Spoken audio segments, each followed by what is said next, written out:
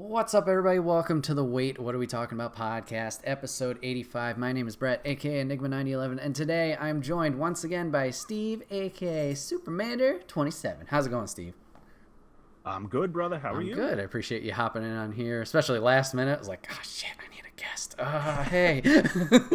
Glad to be here, man. Glad to be here. If you guys want to catch this podcast live, you can go over to twitch.tv/Enigma9011 every other Saturday, where it's up there at 8 p.m. Eastern. You can join the chat, join on the conversation. We'd love to have you.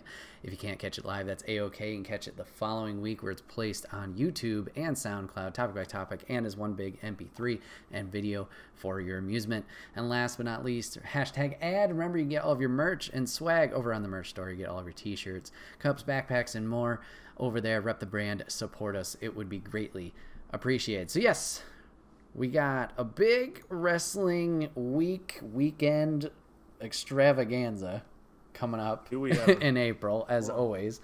So I kind of want to get another wrestling fan in, talk a little about the event before it actually happens. Sometimes I have a bad habit of recording it before it happens, but then on YouTube it comes out after it happens. It's like, this is weird.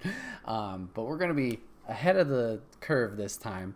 So we're going to be talking some NXT Takeover. We're going to be talking some WrestleMania, talking about the card as of recording on March 27th, what's going on, our thoughts about the matches, and maybe some predictions of who we think will win. There'll probably be some matches that we kind of go a little bit more in depth on. Some we'll kind of breeze over, especially of how the booking's been going. But yeah, let's start with NXT Takeover. So Takeover this year, Stand and Deliver. Not happening on a Saturday. I think they've been doing this with takeovers recently. We had the In Your House takeover that happened on a Wednesday to kind of compete with AEW, and then we might have had one other one. So they might be breaking away from that tradition of Saturdays, which I kind of don't like. But we're going with a Wednesday, Thursday this year. So as of recording, right now we have, what should I say, 4 matches on night 1 and 4 matches on night 2. I don't see this changing all that much, to be honest, but we'll see. So for card subject exactly to change. As always. So night 1, April 7th. Right now we have the Gauntlet Eliminator match. The winner of that match will get an NXT North American title shot on night 2. Participants are Pete Dunne, Dexter Lumis, Bronson Reed, Kushida, LA Knight, Roderick Strong, Austin Theory, Cameron Grimes, Isaiah Swerve Scott, Tyler Rust, Leon Ruff, and Jake Atlas. Jesus Christ. Okay, so we got that. We have the NXT Tag Team Championship match, which is a triple threat. These are now, who's holding them? What's the joke that everybody puts? Okay, nobody has them right now due to injury. So we have MSK versus Grizzled Young Veterans versus Legado del Fantasma. We have the NXT UK Championship, Walter defending against Tommaso Ciampa. I like that. And then we got the NXT Women's Championship, Io Shirai versus Raquel Gonzalez. Yeah. For night 2, Thursday the 8th, we have the ladder match for the undisputed NXT Cruiserweight Champion. We have Santos Escobar versus Jordan Devlin. We have the NXT North American Championship, Johnny Gargano versus the winner of the Gauntlet Eliminator. We have an unsanctioned match between Kyle O'Reilly and Adam Cole. And then we have the NXT Championship match, Finn Balor defending against Karrion Kross with Scarlett in his corner. Whew, so a lot of interesting matches going on. So we're going to start with night 1. We have those 4 matches. Was there any that I read out that kind of caught your attention? It seemed like maybe the UK title match piqued your interest. Well, I love Walter. I mean, he's my kind of guy, old school wrestler, the chops, the strength, the power, the simplicity, but everything means something. I love it. And then for them to bring in one of the, pleasant local homeless people to face him, I'm only kidding, but Tommaso's beard is incredible. But no, all kidding aside, I think that could definitely be match of the night. I really do. It depends how long they go. Right. You know, if we're talking like a 2-minute squash match just to make a point, you know, I would give these guys some time, 15, 20 minutes. Right. You know, but I think that has the potential to be one hell of a match. I think Walter has to go over, but we'll see. Right. You know, I mean, it depends what they want to do, but you know, we'll get to LA Knight later, but nothing surprises me anymore. But we'll see. My money's on Walter for that match. Yeah, I agree. It's interesting, like, how they're treating Walter. Like, don't get me wrong, he definitely is this dominant force. He's held this title. The UK title's been a weird one. I think Tyler Bate had it for like a hot second. Then Pete Dunne had it for almost 2 years, and now Walter's, I think, surpassed Pete Dunne's like run of 2 years. I could be wrong about that. Yeah. So like, they're having some long ass reigns here, and not that I don't have faith in Tommaso taking out Walter. It's just, it's weird because Walter obviously being in the UK brand, like he's sticking over there mainly. I'm surprised he's over here in the first place doing anything. I think he did something. Maybe at one point, I think he popped up somewhere beforehand. But, yeah, I don't... Unless they're going to bring Tommaso over to the UK show to kind of try and boost that show, because I'm not sure what their audience is, numbers-wise. I don't see Walter losing this one. But then it's just like, I don't know where they're going to go with that brand, if that makes sense. Like... It's exactly. Just kind of does Tommaso go overseas? Right. You know, what are we gonna do here? I'm almost wondering if it's just like a kind of a move just to pump up the NXT UK brand. You know what I mean? Yeah. It seems like they need it. It's not like they don't have talent over there, but like even personally, me, I'm like, I don't really care to watch it. I think I watched the first NXT UK Takeover, and that was it. Yeah. I haven't watched anything else, so. Yeah, exactly. And they tried it with Finn too. Like they brought him over there for like a minute, it seemed. Yeah. And I don't know. They just didn't commit to it or what happened, but yeah, I agree. Yeah, so Walter across the board. I think so. Yeah. Prediction. Yeah. You said, it's going to be solid match, like for sure. There's no debating against that. I don't think it'll be the squash. I think with each the takeovers, like they at least give everybody time. And if it does stay this way, like we think, where they don't add anything, like 4 matches per night, you got the 2-hour window. Like, I mean, not that you're going to give everybody a half hour, but, you know, you got that time to kind of work with. So, one I'm interested in about is this tag team triple threat. Because obviously they had to kind of mix this up with, was it Danny Burch? I think he got a shoulder injury. It's going to be interesting to see where they go from here. Do we fast track MSK right to the top? Because they did technically win the Dusty Cup, so like this shot was already theirs. Right. So I think I think it makes sense that they would be the favorites here, because if I assume normal plans, it would have been them versus Lorcan and Burch, and then they would have gone over. So I don't know if the change with the injury will change the results, or if they're obviously just throwing these teams in here because we need people. We got the history with the grizzled young veterans from the tournament. Legado del Fantasma is an interesting throw in there. I haven't seen those guys in a while, but I know they got some skill. I don't know if they have that much traction behind them fan-wise, but it's going to be an interesting one how all those pieces kind of fit together. Right. Yeah.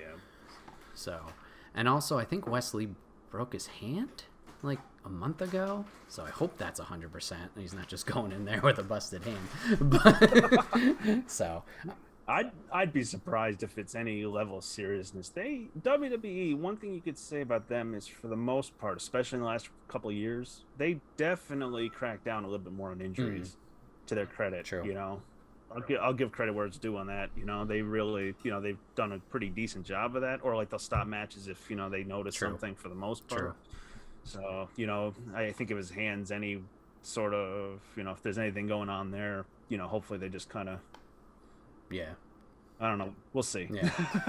Yeah. So you mentioned LA Knight earlier. So you got a lot of traction with LA Knight. I'm forgetting his, was it Eli? No, not Eli Drake.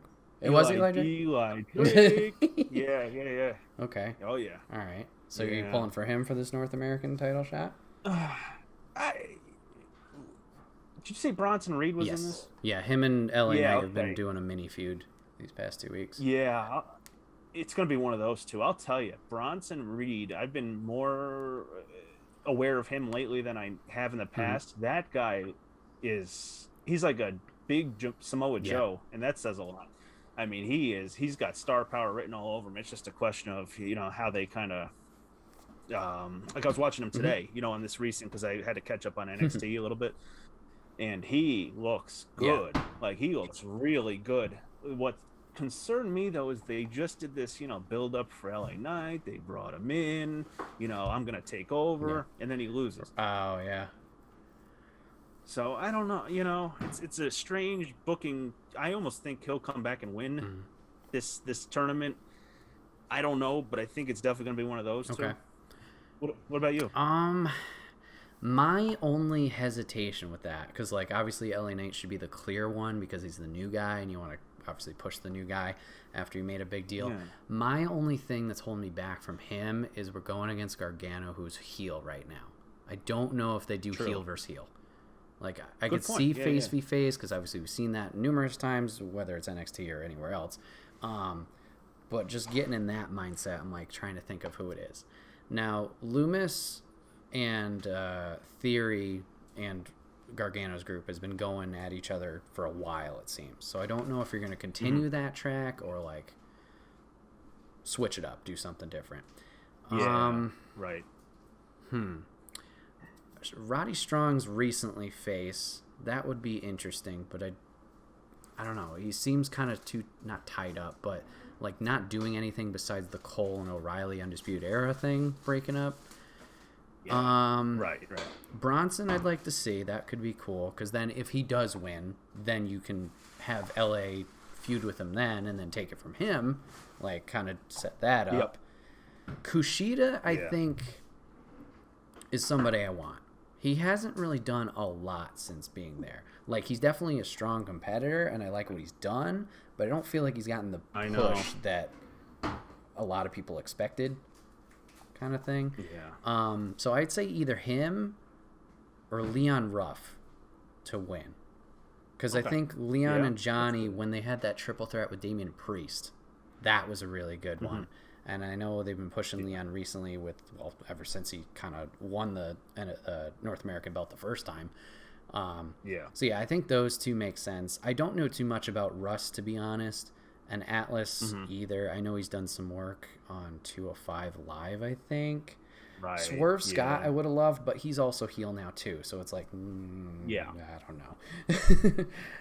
Yeah, and I just don't think he's got enough going into this, enough build up. So And Grimes is entertaining as all hell, but once again, that's a heel versus heel. So it's like, I don't know. He's hysterical. I get a kick out of him. Yeah, I like him. So yeah, it's going to be interesting to see how that works out. So, yeah, I would think, personally, I'd say Kushida or Ruff would make sense, unless you're going to go the Bronson to LA Knight kind of ladder chain, whatever you want to call it. Yeah. And then we got the women's match for that night. Io versus Raquel. Mm-hmm. We got David versus Goliath there. Oh, man. Yeah. She's 6 feet tall. Yeah, she's tall. She's huge. I know. I did some research. I was like, holy cow. Couldn't believe it. 6 feet tall. Just, Jade Cargill's 5'10". Jeez. Yeah. Man. Yeah, this match is going to be interesting. I mean, Raquel's been, like, on fire since, I think it was when her and Rhea were kind of feuding, doing some stuff there with the steel cage match and whatnot. Like, they've been pushing. We got that weird women's tag team thing, but, whatever. So I don't know. I think this might be her time, to be honest. Yeah. And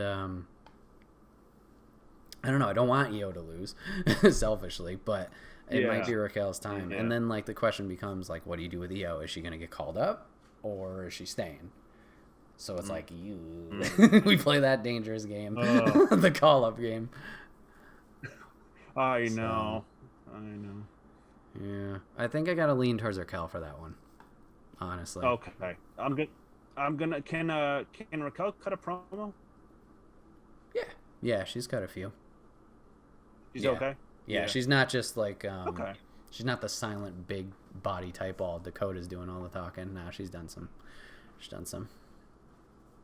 Okay. Yeah, in that case it's possible. It could be a title change, especially with a takeover this big. Yeah. This could be the time. If it was like a takeover in the middle of the year, I'd say they might hold on, but for something of this level, it's possible they might kind of push her forward now. So we'll see.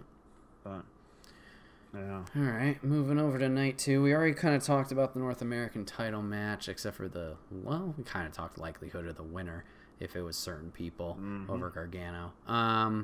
So we got the NXT belt, the unsanctioned match, and the ladder match. Ladder match, I'm excited to see, but I'm a little iffy on.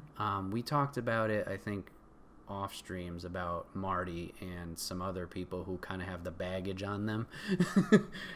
Devlin's another one of these characters that has a lot of baggage. I don't know, obviously, the situation. I don't know any evidence or whatever. Neither of us do. So, maybe we're just... I know nothing. It's just weird because we haven't heard anything about it, and him still being around. I know he was out for a while because of that, but I don't know. I don't like Santos all that much.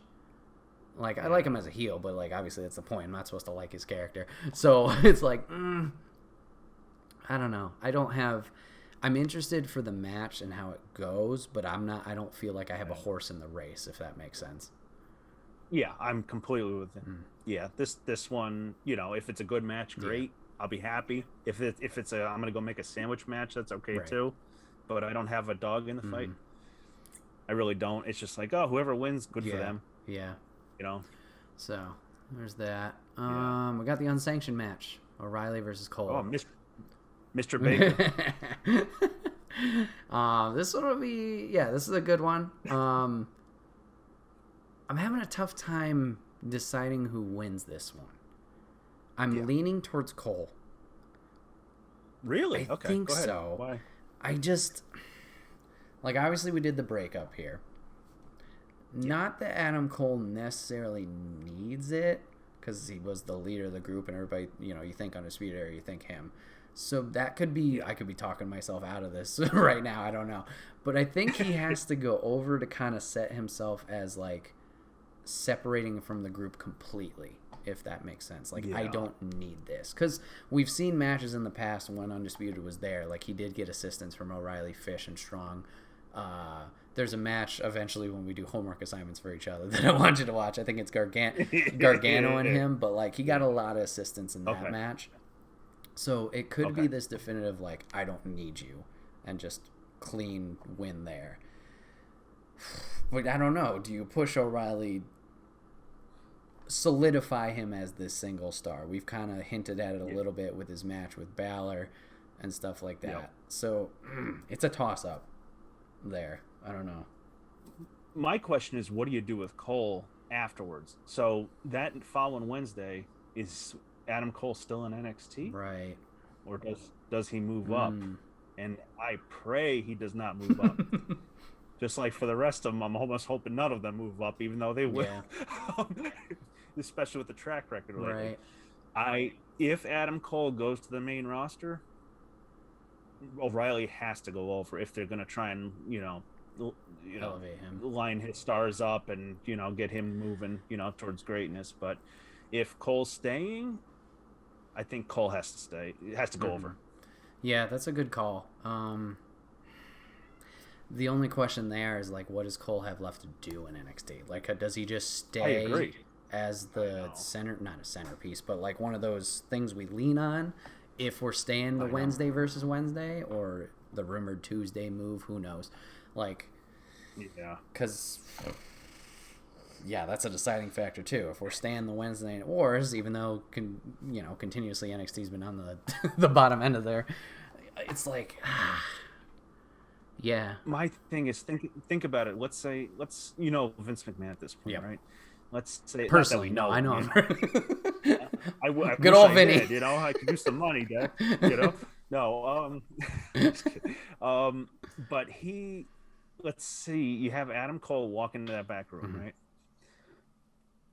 He walks in, he's 5'9", I don't know, whatever he is, 10 maybe tops. And he's pushed, he's in the minds of, fans everywhere as incredible worker, incredible talent, cuts a great promo, incredible promo for scripted promo. And then Vince looks at him up and down. I think he's going to either be chasing the 24/7 title in a year or he's going to be sitting home. So obviously it doesn't really matter what we think. But if I had it my way, I would leave him in NXT, even if there's nothing left to do, because he'll still contribute more to NXT. He could help bring young guys up, work with them. He can, I don't want to see him go to the main roster. Obviously, it's probably already planned. Whatever the case is, I just don't want to see it. What about you? Do you want to see him go to the main roster? I definitely do, but only for like matchups and like obviously the bigger titles, I guess you could say. Not that like that diminishes NXT right there, but I mean like bigger events and whatnot. Like more eyes are obviously on that, so I want it just because of new ground, new territory of things for him to accomplish. Sure. Agreed. Yeah, absolutely. I totally understand what you're saying. I was thinking about it. I'm like, I don't think the fans would allow that. Obviously, we're not in attendance right now. I mean, Mania will be our first little glimpse of it for at least the WWE side. Yeah. I feel almost like it would be a Daniel Bryan-esque moment. Like, don't get me wrong. Like, we have examples, too, of, like, fan reaction and then nothing happens. Like, Keith Lee being our most recent one. We have all these moments with Lee, with the Rumble, with Survivor Series, with, like, these things. Don't even get me started. That one breaks my heart. I feel like the Adam Cole ones would be even more than Lee. Yeah. And I don't mean to take anything away from Lee. I just feel like he would get, like, almost the Daniel Bryan treatment where... you don't have the yes chant that's as annoying or as like consistent with chanting, but like you could do like, I think everybody would be so loud whenever he did show up, and he's got the Bay thing and all that, and he's got the popularity too with the up down down, people seeing him there. So like, I don't know, I feel like he'd be able to get over that hurdle, but I definitely understand why that's a worry of like just the track record of NXT call-ups and how like the success to failure ratio is. It's like, ew. My fear is that WWE is going to try and position him to force the fans to put him in a Daniel Bryan position. Okay. You know what I mean? So in other words, they think they know how they got Daniel Bryan over by constantly, keeping him down, and they take credit for it, whether we like it or not. So I think in their minds, we could do that with, come on, pal, we could do that, Vince in the back, we could do that with Adam Cole, but then they lose track of what made them so special to begin with and why people love them and respect them and have faith in them. They're good guys, they're working hard, and that's what drives the fans nuts. That's what was so special with Daniel Bryan and Becky Lynch. Don't forget her too, even more recently. For months, the fans were, pushing, and they were pushing heel. So if they understand what makes him special, they can try and go that route and, kind of pull the Daniel Bryan route. But then again, I don't know if they've had a ton of success in that either. True. Since then, Becky Lynch was a fluke. I mean, remember when she was standing up in the top of the arena, and she doesn't even remember. The nose break. Yeah, that was the breaking point, literally. So I don't know. We'll see. That's true. We'll see. I'm rooting for him. I'm a huge fan of Adam Cole. Yeah. But we'll see. I'm hoping. Yeah, I also feel like they gotta, somewhere in the back of their mind, they gotta realize like what. Well, I hope they realize. I don't know. Once again, with the track record, realize what they have. Because he's got a lot of allies over in AEW. Do you want to let him go and then sure does. Make it over there? Like that'll be another layer to that cake. He's gonna come back to life. Exactly. What happened? Oh, there you are, Adam. You've been gone for years. I've been laying on that floor. He faked his death like Tupac, you know. Oh goodness. So yeah, that'll be an interesting one to see the aftermath. And then we got our for sure. We got our championship match. We got Balor and Cross. Oh yeah, we sure do. May I just say real quick? Karrion Cross has in my opinion, the greatest entrance I have ever seen. The way that entrance starts and the like she's back there playing that Scarlet Witch kind of thing, and he comes out, you could tell he's a butt kicker, and then they pan to the ring, she's kind of singing along to the music, and then all of a sudden they shoot to him, and it's just like, dang, yeah, they did. What an entrance! Oh, I can't get enough of that. I watched that 3 or 4 times.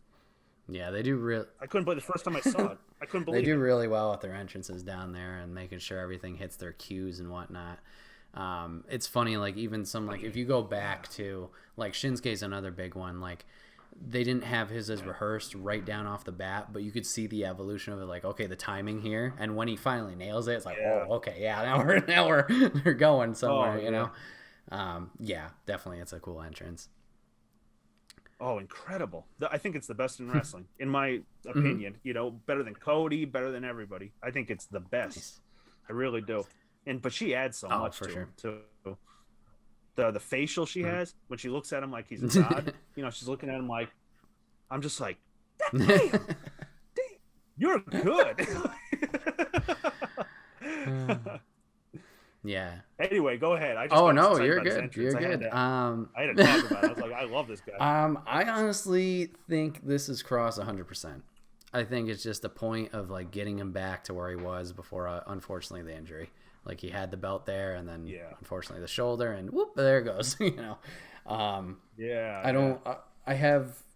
don't think it's going to be a short one or anything. I think it'll still be a great match, obviously, between the two. But I think this is just getting Cross back to where he was almost a year ago at this point. Or 6 months, because SummerSlam was when Keith popped up. So, 6 months. Yeah. But, it'll be good. Yeah, for sure. All right. You got any other thoughts on TakeOver before we move on? What do you think of the 2 nights? I think it's smart, especially with them going on USA. Like, obviously, they only have the limited window there. I already talked about it before. I'm kind of against it on the not doing the Saturday, but I get it when you got to do the 2-day Mania. Like, you got the 2-day Mania, you got Hall of Fame at some point. Like, even Hall of Fame, I don't know where they're fitting that in. Like, are you doing that Friday with SmackDown instead, or like? Did I see something about Tuesday? Oh, they're doing it really early. I mean, that's their open day right now, I guess. So interesting. I couldn't imagine. Okay. I don't know. We'll see. It's gonna be a busy week, and they got obviously 2 classes to induct. Obviously, they've been going lighter, I think, this year. But then again, they got Bischoff, Khali, Kane, Molly Holly. Bella Twins. Yeah, they're from last year. Yeah. Bella, I don't even remember who last year was. I know he got Jushin. Batista's out. He was there. Right. Yeah. Fuck, yeah, I don't know. What do you think of Jushin being in? I think Jushin's great. I think that's fantastic. I mean, I've personally only seen one of his matches, and that's the one I was there in person with Liger versus Breeze. But, I mean, just historically, absolutely, he should be in. Yeah, I think that's a historical one. I think in terms of, I think he was only in WWF a couple matches in 93-ish. Okay. So it's more of a historical appointment, I think, which is good. Nothing wrong with just that. What was it, Inoki went in? I don't think he ever was WWE that I know of. Maybe he was. I think they had a working relationship at one point a long time ago, but yeah. Let's see. Papa Griff in the chat asks, don't know or if you have a thought. Where does Bobby Fish fall in this whole saga of O'Reilly and Cole? That's an interesting one because, Fish is... unfortunately, injury central. Like, it seems like as soon as he's back, he's out again. Like, that's an interesting one because, like, after this is all said and done, do you just reunite O'Reilly and Fish? Because that team was fantastic. If we're trying to build a tag team division, like, please keep these guys around. Oh, yeah, they were up there. Oh, yeah. That's an interesting one. And same with Roderick. Not that Roddy can't do solo stuff, but I'm not going to lie. When Roderick first showed up and was solo, pre-Undisputed Era, I didn't care. Mm-hmm. I didn't think he had much going for him, like personality-wise or anything. I was like, oh, okay. Like, he can wrestle, obviously. But I had no skin in the game. When he got involved with Undisputed, I was like, okay. Now I get it. Yeah. So it's a very interesting question, yeah, for sure. What's going to happen with these three post this match, and obviously Undisputed Era being gone. I mean, like Steve mentioned, if we're going to push O'Reilly, then he's got his spot. But yeah, what do you do with the other two from here? Wasn't Fish a local guy at one point? Yeah, he's what is it? It's not Syracuse, but he's like a little west, I think. Yeah, okay. That's what I thought. Okay, yeah. So I don't know. It's going to be interesting seeing where they fall into place. I just wish he would stay healthy. Schenectady. Thank you. Papa Griff says Schenectady. Okay. Yeah, I was going to say I thought so. I thought he was a local guy. We'll have to see.